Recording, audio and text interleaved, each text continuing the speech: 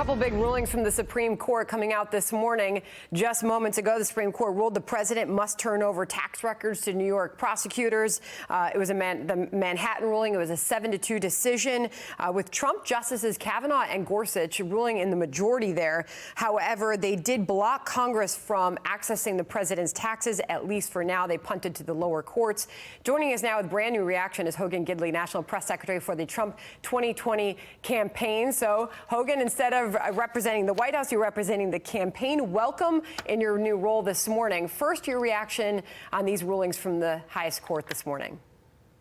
Thank you so much for the welcome. I just say that this obviously is being kicked back down to the lower courts to be relitigated. The problem is for the Democrats that this exposes a purely partisan political attack that's been going on against this president for quite some time. And I hate to say it, but this issue was already litigated back in 2016. The president put forth more than 100 pages of documents outlining his taxes and the companies he owns and the business dealings he's had. And what did we find out? He's rich. He's a billionaire. He owns it. He's been very successful in the private sector. But he gave all that up to come be the president of the United States to make the American people's lives better. He's done that at every single turn, and we'll put that record up against anybody's. All right. So the Manhattan DA, Vance, called this a tremendous victory on the part of his case. And the president has responded saying that this is political prosecution. So we'll continue to get reaction to both of those this morning. But meanwhile, even during those Supreme Court decisions coming down, we were talking about this Tom Friedman piece yesterday in the New York Times, talking about conditions that Joe Biden should put on actually showing up at a presidential debate with President Trump, one of which was the president should have to turn over his taxes first, and second, they should agree to real-time fact-checking if they do that. His piece was Biden should not debate Trump unless, and he laid out those conditions. James Carville went on another network and basically flipped the script, and he does not mince words. Listen to this. Of course Biden wants to debate Trump. Trump is a doofus dolt. All right. Biden debated Elizabeth Warren, Bernie Sanders, who's the most on-message politician I've seen in my life, Cory Booker, Amy Klobuchar. He should debate him without condition anywhere that he wants to. Joe Biden will trounce Donald Trump in any debate. Weigh in on this, Hogan. Well, I love the fact that James Carville would point to the past debates of Joe Biden. Let's be clear, that's why he was last in all of the polls during the debates. It was only South Carolina that saved him. When you're on a debate stage, you can't reach out like Joe Biden has done so many times and said, please, please bring me my documents. I need to read off of the fact sheet that my staff has given me. You're going to hear interesting comments from Joe Biden about how children love his leg hair and how he used to coax children up onto the porch with ice cream during quarantines.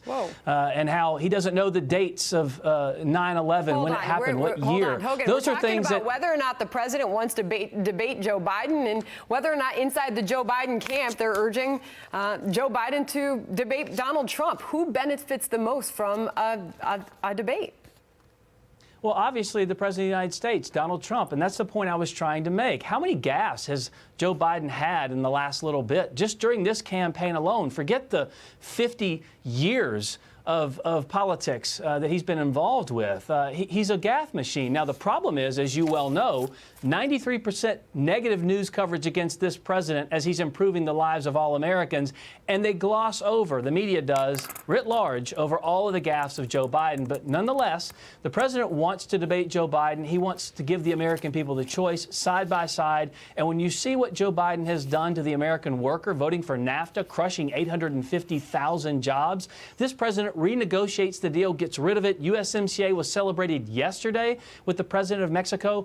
That could lead to 600,000 jobs and $235 billion into GDP. He's helped the American worker at every turn. Joe Biden has crushed the American worker. And on top of that, Joe Biden is waging a war on the American way of life. Your jobs will not be safe. Your family will not be safe. Neither will your way of life be if Joe Biden is elected. Got it. Okay, so that's the messaging on the part of the Trump campaign. There are some massive ad buys on the part of the Trump campaign as well. Is that a sign of strength or weakness? It's a question we're posing on FoxNews.com. Well, if you want to know the truth, it's a sign of strength. We have a lot of money at this campaign because this president has been able to sell the fact that he has done real, tangible, positive accomplishments for every single American citizen. When you see record low unemployment for African American, Asian American, Hispanic Americans, women employed at record numbers like they haven't seen. Those are all because of the policies of this president. You can compare and contrast that with what the Barack Obama, Joe Biden-backed policies of the past did. It crippled our economy at every turn. Jobs were leaving, fleeing this country, never to be heard from again if you listen to the lies of Joe Biden. But they're back because of this president. We've seen the last 2 months record job growth as well. And those ads simply go out there and point out the difference between the incredible successes of this president and the colossal failures Finally, of I Joe want to ask Biden you in the about the past. upcoming rally, the second that the president will be holding outdoors this time since the coronavirus pandemic. ABC News is reporting that the campaign is considering displaying statues at future rallies. Not exactly clear what those statues would resemble. Is that a plan? Well, I'm not going to get ahead of what we do as far as planning is concerned with the campaign, other than to say, per usual, we will have temperature screenings for everybody who comes there, hand sanitizer for those as well, masks, we encourage people to wear those.